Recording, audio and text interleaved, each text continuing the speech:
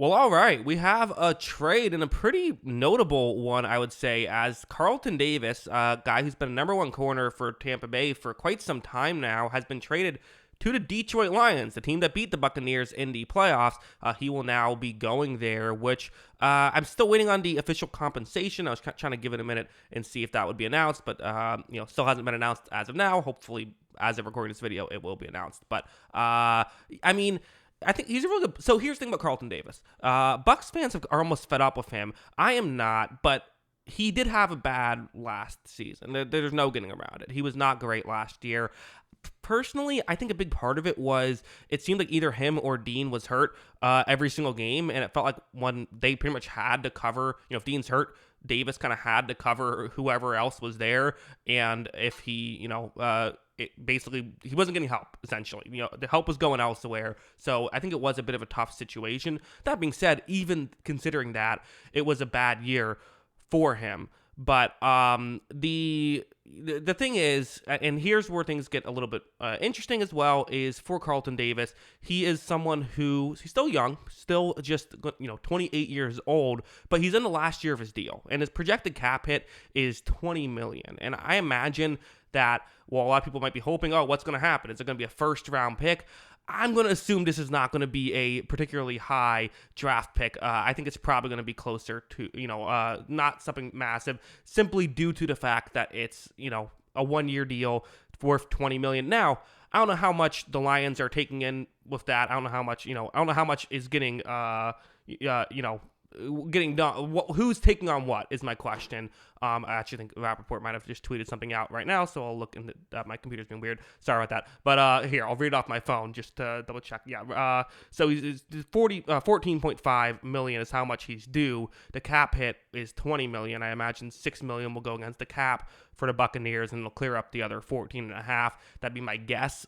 So that's usually how those things work. The Buccaneers do have some void money as well. That should also probably still be on the books for this as well. So it's an interesting move, interesting situation, and I really think this is a big win for the Lions. I really do. I think the Lions needed to go in that direction, and a lot of times teams like to find ways to acquire corners through the draft. At the end of the day, if you're a team like the Lions, I said I felt like the Lions needed to kind of go a little bit all in this year, given how they're currently set up. So this is their first step in doing an all-in move. I think trying to build through the draft is always a gamble. You don't know who's going to be good, and you don't know how long it's going to be. Carlton Davis, I think even if he isn't quite what he once was, which again, young player, even if he isn't what he once was, even if he's isn't able to play particularly well, he should still be an upgrade and should be a guy in the room. And my whole thing with corners is I don't necessarily need like 2 elite guys. What I want is like 4 guys who can play. Carlton Davis can play, and he has championship pedigree. He's won a Super Bowl and was really good in that playoff run. He had to cover a lot of good corners, a lot of good receivers, and did a really good job. So, yeah, as a Tampa Bay fan, I'm disappointed. There's going to be some Buccaneers fans that say, fine, he was getting hurt and he didn't have a good year last year. Throughout his entire career, he's been inconsistent. He's not a very fast corner, and he can get beat with speed. That's a big, aspect to all of that. So something you have to just be aware of, how that works. But again, there's a lot of value in someone like him, and the Lions really need to adjust the secondary. So yeah, I mean, if the Lions can make another move or two like this, they could easily be, what are they, the number one threat to the 49ers right now in the NFC? Kind of feels like they are.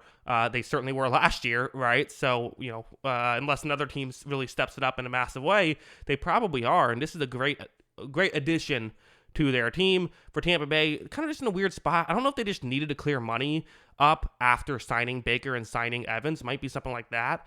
But still kind of a disappointing move, as he is someone who I, really liked and thought was really a key impact player in not only their Super Bowl run, but I felt like he was a key impact player for, plenty of other years. And now for Tampa Bay, I mean, they gotta address secondary. Like, Zion McCollum cannot be a true outside. I think he showed last year he could not be a true outside corner. Like, I thought him as a number 3 corner was ambitious. Him as a number 2 corner just can't happen.